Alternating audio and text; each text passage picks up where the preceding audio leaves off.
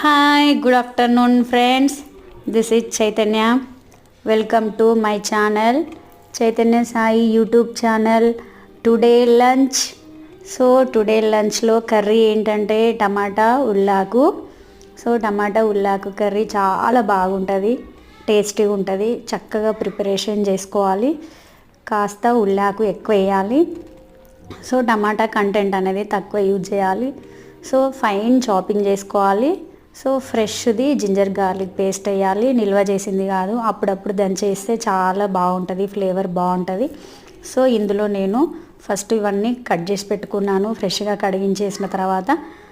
After ఏంటంటే పోపు ready చేసుకొని పప్పులు, జీలకర్ర, కొంచెం ఆవాలు, పచ్చిమిర్చి, జింజర్ గార్లిక్ పేస్ట్. ఆనియన్ వేరే సపరేట్ నేను కట్ చేయలేదు, ఇందులోనే ఆనియన్ కూడా వచ్చేస్తుంది ఎండింగ్లో. చిన్న చిన్న పిలకల్లాగా ఉంటాయి ఆనియన్. ఇదే ఆనియన్ వచ్చేసింది.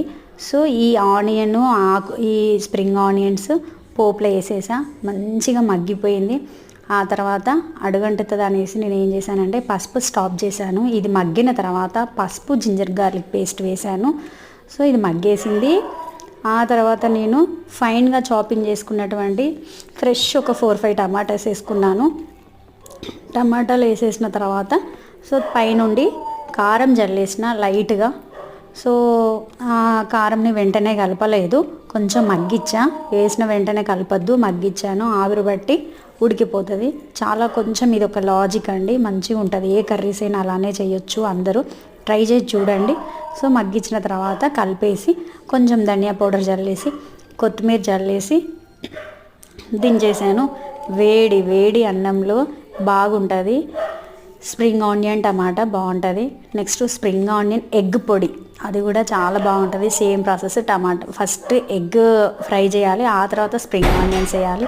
స్ప్రింగ్ ఆనియన్స్ విత్ సర్వపిండి, అది కూడా చాలా బాగుంటుంది. స్ప్రింగ్ ఆనియన్ విత్ చెక్కలు, అప్పాలు అంటారు, మా సైడ్ అయితే గారెలు అంటారు, అది కూడా బాగుంటుంది. స్ప్రింగ్ ఆనియన్స్ గ్రీన్ లీవ్స్ కాబట్టి మంచి కంటెంట్ అండి.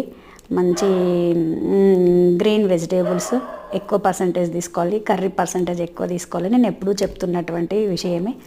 నేనైతే అలానే తీసుకుంటాను. మా వాడు దీనగా ఉన్నాడు, వాడు లంచ్ వెయిటింగ్, వాడు లంచ్ బాక్స్ వెనక్కి వచ్చేసింది. నేను తిన్న తర్వాత వాడికి తినిపిస్తా, గంటలు గంటలు అవుతుంది వాడు తినిపించాలంటే. ఈలోపు తినడం అయిపోతుంది కదా అని ఫస్ట్ స్టార్ట్ చేశాను. మీకు చూపెట్టినటువంటి కర్రీ ఇలా ఉంటుంది. చాలా బాగా టేస్ట్ కుదిరింది. మీరు కూడా ట్రై చేయండి. Thank you for watching. Please subscribe my channel. Bye.